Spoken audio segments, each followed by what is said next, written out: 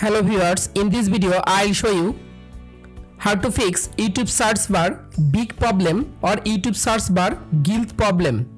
If you want to solve this problem, please follow the step. Step 1. Open your phone setting. Scroll down. Tap on apps. Tap on manage apps. Search YouTube application. Tap on YouTube application. Tap on storage. Again tap on clear data. Tap on clear cache data. Clear cache data, it helps to fix YouTube search bar big problem or YouTube search bar guilt or bug problem. Step 2. Open your YouTube apps. Tap on profile picture. Tap on setting icon. Scroll down.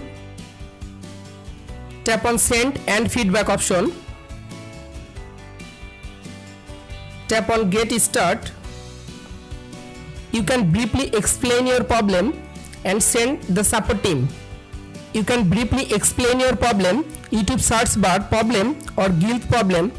Please solve this problem as soon as possible and send the support team. You can follow all of the steps to fix YouTube search bar big or guilt problem. If this video helpful for you, please subscribe our channel and like this video.